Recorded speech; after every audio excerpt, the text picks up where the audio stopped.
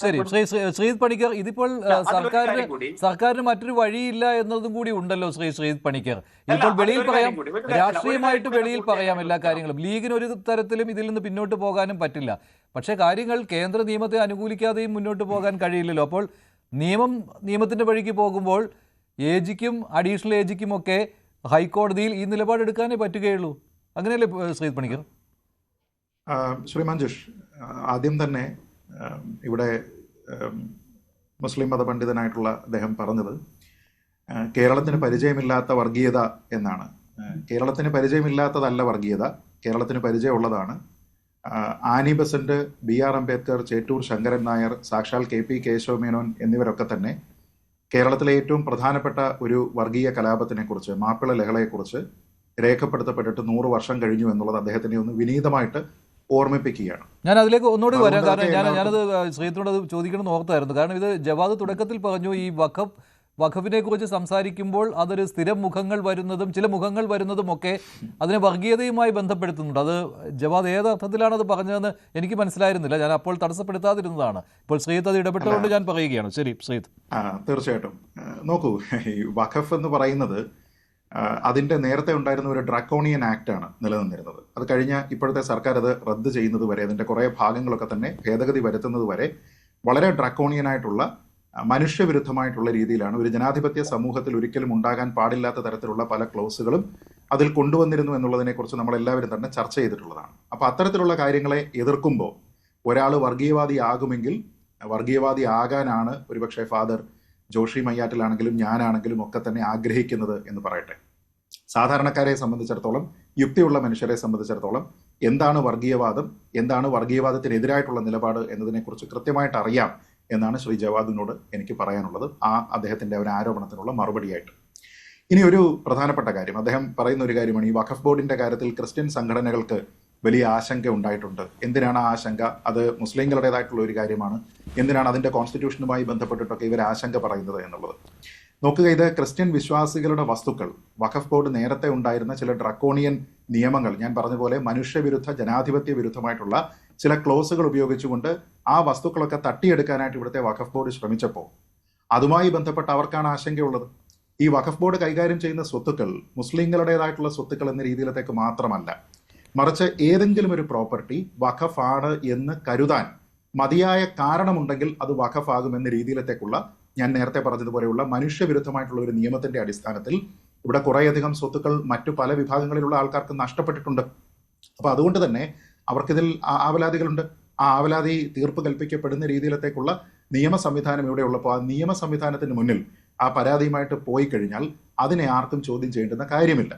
കാരണം അവർക്കതിൽ local standi ഉണ്ടായിരുന്നില്ല എങ്കിൽ കോടതി എന്ത് പറയുമായിരുന്നു? നിങ്ങൾ എന്തിനാണ് ഈ കേസുമായിട്ട് ഇവിടെ വന്നിരിക്കുന്നത്, നിങ്ങൾ മാറി നിൽക്കൂ, നിങ്ങൾക്കിതിൽ ലോക്കൽ സ്റ്റാൻഡി ഇല്ല എന്ന് പറയുമായിരുന്നു. ഇവിടെ ഷോൺ ജോർജിന് ലോക്കൽ സ്റ്റാൻഡി ഉണ്ട്, ഈ ക്രിസ്ത്യൻ സംഘടനയ്ക്ക് ലോക്കൽ സ്റ്റാൻഡി ഉണ്ട്, മറ്റുള്ള ആൾക്കാർക്ക് എല്ലാവർക്കും ആ വിഷയത്തിൽ ലോക്കൽ സ്റ്റാൻഡി ഉണ്ട് എന്നും ശ്രീ ജവാദ് മനസ്സിലാക്കേണ്ടതാണ്. അടുത്തത് അദ്ദേഹം താരതമ്യത്തിന് വേണ്ടി പറയുന്നത് ദേവസ്വം എങ്ങനെയാണ് കോൺസ്റ്റിറ്റ്യൂട്ട് ചെയ്യുന്നത്, അവിടെ ഹിന്ദുക്കൾ അല്ലാത്ത ആൾക്കാരുണ്ടോ, മറ്റു മതവിഭാഗക്കാരുണ്ടോ എന്നുള്ളതാണ്. നോക്കൂ, അവിടുത്തെ പ്രകടമായിട്ടുള്ള വ്യത്യാസം, ദേവസ്വം ഭൂമിയുടെ കാര്യം മാത്രമാണ് നോക്കുന്നത്. മറ്റൊരു സമുദായവുമായി ബന്ധപ്പെട്ട തർക്കം വന്നു കഴിഞ്ഞാൽ അവർക്ക് പോകാനായിട്ട് ദേവസ്വം ട്രിബ്യൂണൽ എന്ന് പറഞ്ഞിട്ടുള്ള ഒരു സൂത്രപ്പണി ഇല്ല. അവർ പോകുന്നത് എന്തായിരിക്കും? മറ്റേതെങ്കിലും ഒരു മതവിഭാഗം, ഇനി ഹിന്ദുക്കളുടേത് തന്നെയാണെങ്കിലും ഒരു സ്വത്തുമായി ബന്ധപ്പെട്ട ഒരു തർക്കമുണ്ടായാൽ അവർ പോകുന്നത് തർക്ക പരിഹാരത്തിന് മറ്റേതൊരാളെയും പോലെ സിവിൽ കോടതിയിലാണ്. അവിടെ ഈ വസ്തുവിലുള്ള അവകാശം രണ്ടുപേരും അത് തെളിയിക്കാനായിട്ട് ബാധ്യസ്ഥരാണ്. അതല്ലാതെ എനിക്ക് എൻ്റേതാണ് എന്ന് കരുതി കഴിഞ്ഞാൽ അത് എൻ്റേതായി മാറുന്ന രീതിയിലത്തേക്കുള്ള ഒരു ക്ലോസ് ദേവസ്വത്തിൽ എങ്ങുമില്ല, ദേവസ്വത്തിന്റെ ഭൂമി കൈകാര്യം ചെയ്യുന്ന കാര്യത്തിലില്ല എന്നുള്ളത് താങ്കൾ മനസ്സിലാക്കുക. വഖഫ് ബോർഡ് അങ്ങനെയല്ല പ്രവർത്തിച്ചു വന്നിട്ടുള്ളത്, അങ്ങനെയല്ല സ്വത്ത് അമാസ് ചെയ്തിട്ടുള്ളത്. അതുകൊണ്ട് തന്നെ ആ വിഷയത്തിൽ ദേവസ്വം ബോർഡിന്റെ കോൺസ്റ്റിറ്റ്യൂഷൻ പോലെയുള്ള ഒരു കാര്യമല്ല എന്നുള്ളതിനെ കുറിച്ച് താങ്കൾ അറിയുക. ഇനി വഖഫ് ബോർഡ് എന്ന് പറയുന്നത് ഒരു മതസംഘടനയല്ല, അതൊരു സ്വകാര്യ സംഘടനയല്ല, പാർലമെന്റ് നിയമം മൂലം രൂപീകരിച്ചിരിക്കുന്ന സ്റ്റാറ്റ്യൂട്ടറി അതോറിറ്റിയാണ് വഖഫ് ബോർഡ്. അങ്ങനെയുള്ള ഒരു സ്ഥാപനത്തിന് ഇഷ്ടമുള്ളപ്പോൾ ഏതെങ്കിലും നിയമങ്ങൾ പാലിക്കാനും ഇഷ്ടമില്ലാത്ത സമയത്ത് നിയമങ്ങൾ പാലിക്കാതിരിക്കാനായിട്ട് കഴിയില്ല. കാരണം അത് സ്റ്റാറ്റ്യൂട്ടറി ആയിട്ട് പാർലമെന്റ് നിയമം വഴി ഉണ്ടാക്കിയിരിക്കുന്ന ഒരു സംവിധാനമാണ്. അപ്പോൾ അതുകൊണ്ട് അവർക്ക് എന്തെങ്കിലും രീതിയിലത്തേക്കുള്ള അതിൽ എതിരഭിപ്രായമുണ്ടെങ്കിൽ കോടതിയിൽ ചോദ്യം ചെയ്യാം എന്നതിനപ്പുറത്തേക്ക് മറ്റൊന്നും ചെയ്യാനായിട്ട് വഖഫിന് യാതൊരു വിധത്തിലുള്ള റൈറ്റുമില്ല. ഈ നിയമവുമായി ബന്ധപ്പെട്ട ഒരു പരാതി ഉണ്ടെങ്കിൽ അതിലൊരു ക്ലോസുമായി ബന്ധപ്പെട്ട ഒരു പരാതി ഉണ്ടെങ്കിൽ കോടതി അത് റദ്ദാക്കുകയോ സ്റ്റേ ചെയ്യുകയോ ചെയ്യുന്നത് വരെ അത് പാലിക്കാനായിട്ട് വഖഫ് ബോർഡ് അവർ ബാധ്യസ്ഥരാണ്. അതിനാണ് റൂൾ ഓഫ് ലോ എന്ന് പറയുന്നത്. അവിടെയാണ് വഖഫ് ബോർഡിനെ റീകോൺസ്റ്റിറ്റ്യൂട്ട് ചെയ്യുന്ന സമയത്ത് എങ്ങനെയാണ് അത് റീകോൺസ്റ്റിറ്റ്യൂട്ട് ചെയ്യേണ്ടത് എന്നുള്ളത്. കാരണം പുതുതായിട്ടൊരു നിയമമുണ്ട്.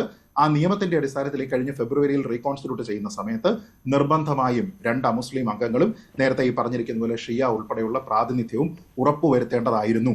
അതിൽ യാതൊരു തരത്തിലുള്ള അതിൽ മറ്റൊരു കാര്യം ശ്രീത്ത്, ഇത് ഉറപ്പുവരുത്തുമെന്ന് പറഞ്ഞുകൊണ്ടാണ് ഇത് പുനഃസംഘടിപ്പിച്ചിരിക്കുന്നത്. അങ്ങനെയാണല്ലോ കഴിഞ്ഞ മാർച്ചിൽ ഫെബ്രുവരി അവസാനം പിണറായി വിജയൻ സർക്കാർ അങ്ങനെ ഒരു പുനഃസംഘടന നടത്തിയത്. ഇപ്പോഴും അങ്ങനെ തന്നെയാണ്. കോടതിയിൽ സ്വീകരിക്കുന്ന നിലപാട് അതാണ്. നിലവിലെ നിയമം അനുസരിക്കുമെന്ന രീതിയിൽ തന്നെയാണ്. പക്ഷെ വെളിയിൽ നിന്ന് വന്ന് പറയുന്ന മറ്റൊന്നാണ്. വഖഫ് മന്ത്രി പറഞ്ഞപ്പോഴും എൻ ഷംസുദ്ദീൻ പറഞ്ഞപ്പോഴും ഞങ്ങൾ അങ്ങനെ ഒരു തീരുമാനമൊന്നും എടുത്തിട്ടില്ല എന്നാണ് പറയുന്നത്. അത് ആരെ പറ്റിക്കാനാണെന്നാണ്. അല്പം മുമ്പ് മുസ്ലിം ലീഗിന്റെ യോഗം കഴിഞ്ഞ ശേഷം ലീഗ് നേതാക്കളോട് ചോദിച്ചപ്പോൾ കുഞ്ഞാലിക്കുട്ടിയൊക്കെ ഉണ്ടായിരുന്നു. അതിൽ പറഞ്ഞത് ഞങ്ങളൊരു നിലപാട് എടുത്തിട്ടില്ല എന്നാണ്. ഇപ്പോൾ അതിനെക്കുറിച്ച് പ്രതികരിക്കുന്നില്ല എന്നാണ്. ശ്രീ മഞ്ജുഷ്, ഇത് ഞാൻ നേരത്തെ പറഞ്ഞതുപോലെ പാർലമെന്റ് തയ്യാറാക്കിയിരിക്കുന്ന ഒരു നിയമം. ആ പാർലമെന്റ് തയ്യാറാക്കിയിരിക്കുന്ന നിയമത്തിൽ മാറ്റം വരുത്താനുള്ള അധികാരവും പാർലമെന്റിന് തന്നെയാണ്. അക്കാര്യത്തിൽ മാറ്റമില്ല. ഇതിന് സമാനമായിട്ടുള്ള മറ്റൊരു കാര്യം നമ്മൾ കണ്ടു. ഇവരുടെ ഇരട്ടത്താപ്പും ഒന്ന് പറയുകയും മറ്റൊന്ന് നടപ്പാക്കുകയും ഒക്കെ ചെയ്യുന്നത് നമ്മൾ കണ്ടതല്ലേ. പൗരത്വ ഭേദഗതി നിയമം ഉണ്ടായപ്പോൾ ഇവരെന്താ പറഞ്ഞത്? ആ നിയമം ഇവിടെ നടപ്പാക്കാനായിട്ട് സമ്മതിക്കില്ല. ഇവരുടെ ആരുടെയെങ്കിലും സമ്മതം അതിന് ആവശ്യമുണ്ടോ? അത് നടപ്പായില്ലേ? അതുമായി ബന്ധപ്പെട്ട ആൾക്കാർക്ക് പൗരത്വം കൊടുക്കാനുള്ളത് കൊടുത്തില്ലേ? അപ്പൊ ഇതൊക്കെ വെറുതെ ആൾക്കാരെ, ഈ നിയമവുമായി ബന്ധപ്പെട്ട അത്രത്തോളം പരിചയമില്ലാത്ത ആൾക്കാരെ, അജ്ഞതയുള്ള ആൾക്കാരെ ഒക്കെ തന്നെ കജോൾ ചെയ്യുന്നതിന് വേണ്ടി, കബളിപ്പിക്കുന്നതിന് വേണ്ടിയിട്ടൊക്കെയാണ് ഇവരിത് പറയുന്നത്. ഇപ്പൊ ഇതിൽ തന്നെ പറയുന്ന ഒരു വാദം കേട്ടില്ലേ, തമിഴ്നാട്ടിൽ അങ്ങനെയാണ് ഇങ്ങനെയാണ്. തമിഴ്നാടും കേരളവും തമ്മിലുള്ള വഖഫ് ബോർഡുകളുടെ കേസിലുള്ള പ്രകടമായിട്ടുള്ള വ്യത്യാസം എന്താണെന്നുള്ളതിനെ പറ്റി അദ്ദേഹം മിണ്ടുന്നില്ല. തമിഴ്നാട്ടിലുണ്ടായിരുന്ന പ്രശ്നം അവിടെ ഇതേപോലെ റീകോൺസ്റ്റിറ്റ്യൂട്ട് ചെയ്യുമ്പോൾ മറ്റു മതവിഭാഗങ്ങളിലുള്ള ആൾക്കാരില്ല എന്നുള്ള ഒരു ആക്ഷേപം വരുമ്പോൾ തമിഴ്നാട്ടിലെ ഹൈക്കോടതി, മദ്രാസ് ഹൈക്കോടതി ചെയ്തിരുന്നത് എന്താണ്? വഖഫ് ബോർഡിന്റെ പ്രവർത്തനത്തിനെ ടോട്ടലി സസ്പെൻഡ് ചെയ്തു. ആ പ്രവർത്തനം അവരുടേത് ഇല്ലാതെ നിൽക്കുകയാണ്. അതായത് അവിടുത്തെ വഖഫ് ബോർഡിന് പ്രവർത്തിക്കാൻ കഴിയില്ല. അതുകൊണ്ടാണ് സുപ്രീം കോടതിയിൽ പോയപ്പോൾ സുപ്രീം കോടതി അതിനെ സ്റ്റേ ചെയ്തിരിക്കുന്നത്. മറിച്ച് കേരളത്തിലെ ഹൈക്കോടതി അങ്ങനെയാണോ പറഞ്ഞിരിക്കുന്നത്? അല്ല.